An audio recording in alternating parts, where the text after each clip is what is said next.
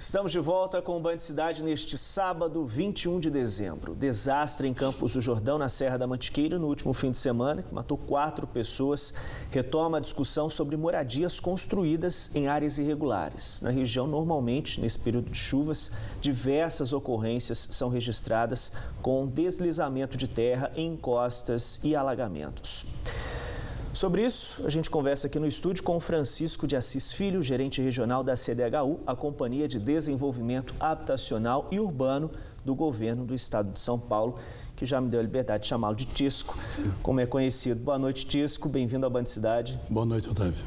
Tisco, primeiro falando sobre Campos do Jordão, né? Há projetos para a cidade para fazer a retirada dessas famílias? São quase 200 áreas de risco na cidade, para retirar essas pessoas dessas áreas de risco e construir moradia popular? Otávio, nós recebemos uma orientação expressa do governador João Dória, do secretário Flávio Amari, só para perceber a dimensão do programa. Agora, em setembro, o governador autorizou 60 mil unidades, o investimento de R$1 bilhão e prazo de execução das 60 mil ao longo do fechamento em 2022. Muito bem. O que nós estamos fazendo? Em especial em Campos do Jordão. Em 2016, nós entregamos 38 unidades, o prefeito Fred Guidoni, entregamos, ele atendeu a demanda de 100% para a área de risco. Foi o que aconteceu em 2016. Agora já está pronto o projeto de 98 unidades lá no Jardim Elizabeth, pertinho da fatalidade, da onde ocorreu o deslizamento. São 98, essas obras serão licitadas no comecinho de janeiro agora. Então veja a importância da área de risco. Mas sempre foi essa a orientação. O próprio governador entende que na área serrana, nas duas serras, aqui da Mantiqueira e na Serra do Mar, o problema é crônico. Nós temos demanda de famílias que moram em área de risco. Infelizmente, né? E Campos do Jordão realmente tem uma demanda muito grande. Qual a boa notícia, a ótima notícia? Além das 98 unidades, o prefeito já definiu uma nova área, ali mesmo no Jardim Elizabeth, suficiente para produzir 200 unidades. O próprio governador, o próprio secretário Flávio Amari determinou urgência absoluta para transformar em realidade. E um lembrete importante, tá? Todas essas construções estão sendo destinadas para moradores de área de risco.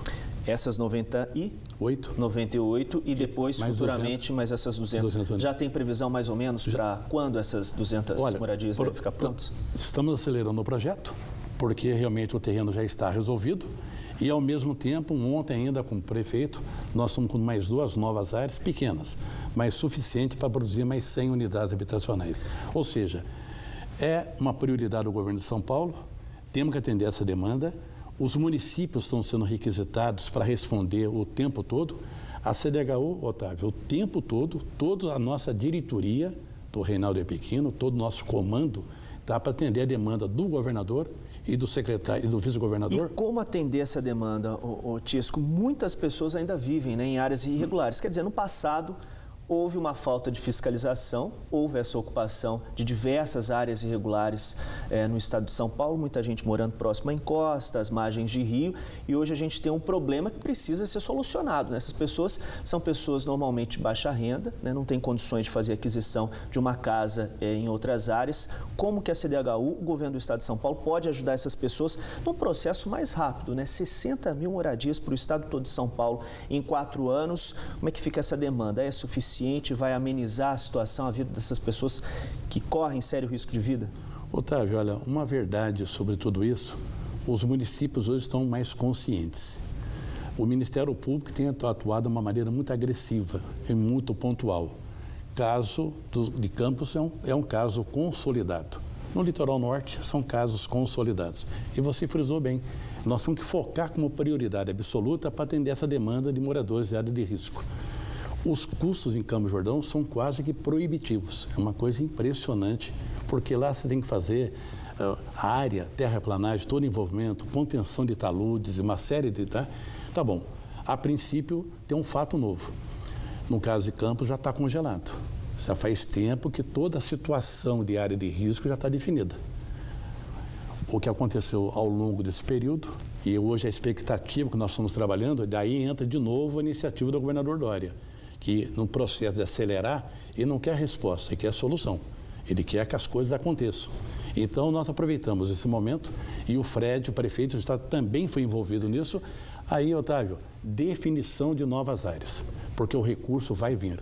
Há uma expectativa muito positiva.